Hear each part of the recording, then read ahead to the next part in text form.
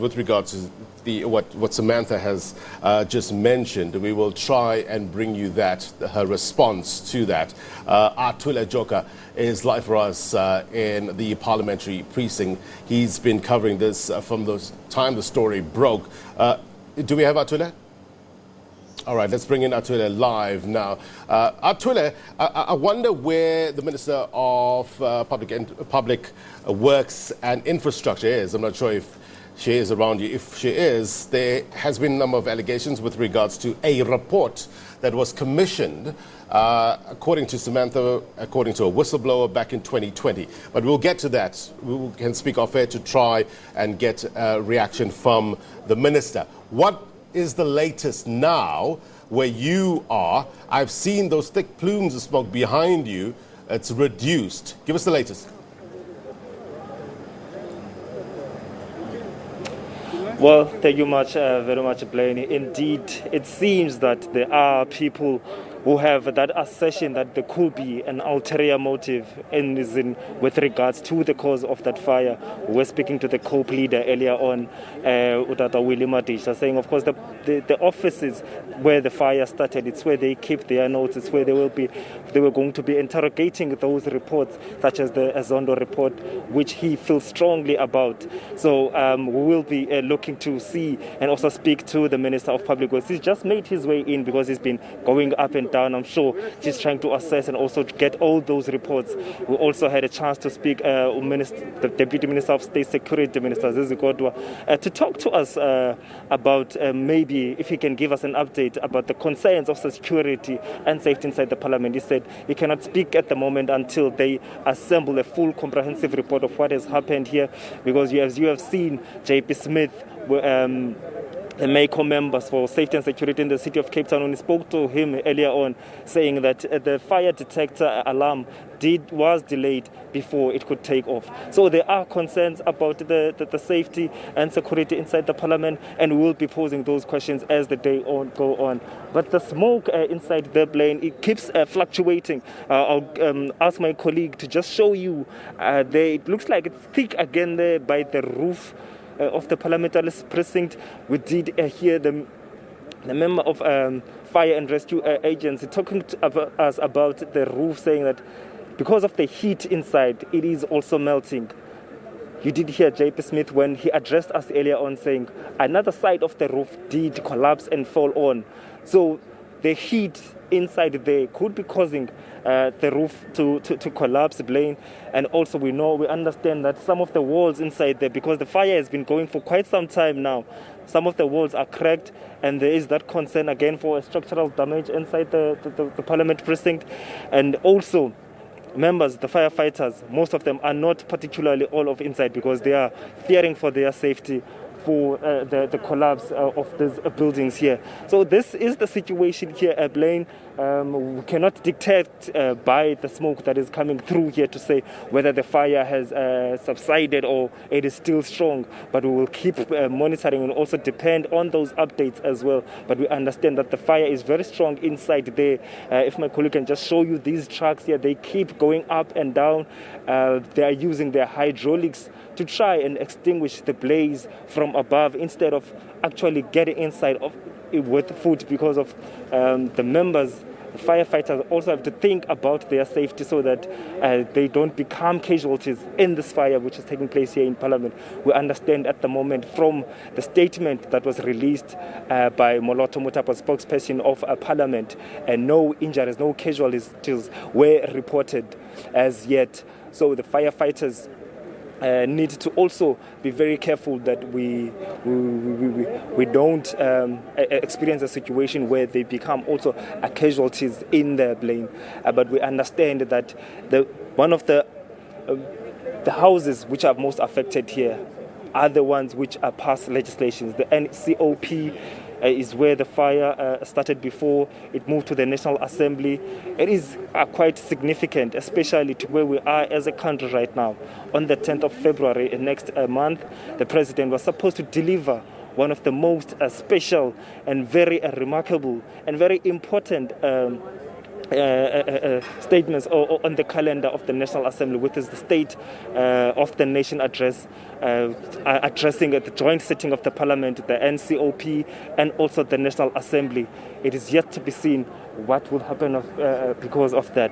At this moment, it doesn't look like it, but as they said, that there will be assessment, there will be forensic assessments as investigations as well to determine what will happen there. As you heard Ndate Willie Madisha, we will be hearing more from the opposition. It seems like they feel there could have been an ulterior motives, and also the concerns about the safety and security inside the parliament. Look, that safety issue is very, very important, especially now at the stage when you're dealing with the firefighters entering that building. Those cracked walls. The concern would be, from their point of view, is the structural integrity of that very building behind you. As far as you know, are there currently firefighters inside?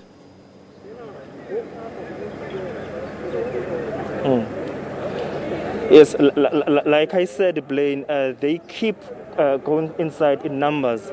First of all, they start by determining which some of the areas that they need to go into. But we understand, like JP said, it was very difficult for them to just come in and extinguish the blaze earlier on because of the security issues.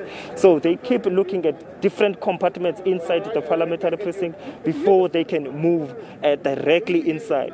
So what they're doing now is to stand back and also to determine, to assess the cracked walls, and also because of the heat at the roof, we heard that it was melting. So some of the parts, as JP said, were collapsing. So they are also very wary, and they're also very careful of how they enter the building because of the structural damage which has started to take place inside that parliamentary precinct. What they're using more are those hydraulics outside to try and extinguish the blaze. But we did hear that the member of Fire and Rescue Services will come and address at some time, but I'm sure they are also trying to compile some report. But it looks like the fire is extensive because, as the media, we were told to move a bit backwards to this yellow line. As you remember, we were there earlier on, you know.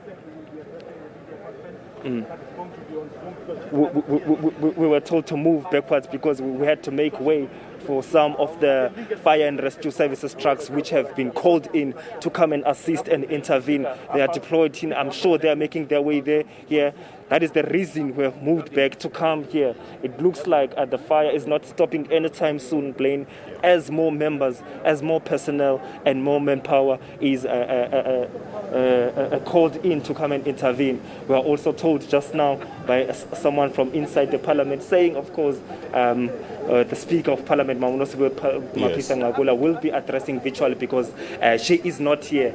But the Minister, Mama Patricia Dile, did say they will also brief her when she comes here later on in the day about some of the information that they have so that they can make that comprehensive report. But we will be looking at that preliminary report that she will be giving via Zoom as well, Blaine. But I just want my colleague Arif to just show you about the state of the matter now. Right. While Arif shows us that, talk to us about what more we're learning about the fire detection system and its response.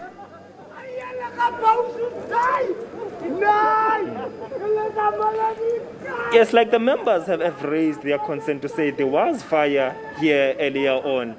Yes, it was contained, but for the mere fact that Parliament is so stringent, is so strict, that even members of the opposition were saying it is difficult for them to move around.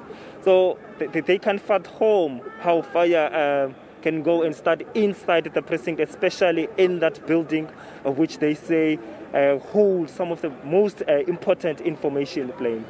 Yeah. So what is happening at the moment, we will try and get more information, especially from those who are conducting these investigations, because J.P. Smith said, he can say it on record, that the fire detection alarm was delayed. It did not go on time.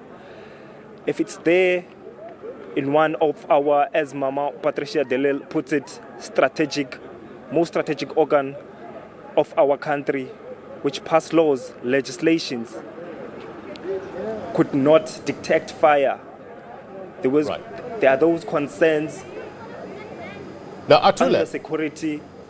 Then Atule, sorry to come in. We're just currently showing our viewers a visual, a Google Earth visual of the parliamentary precinct. Now, from where you are standing in your vantage point, is there any concern that the fires might spill over to any adjacent building or structure in that precinct?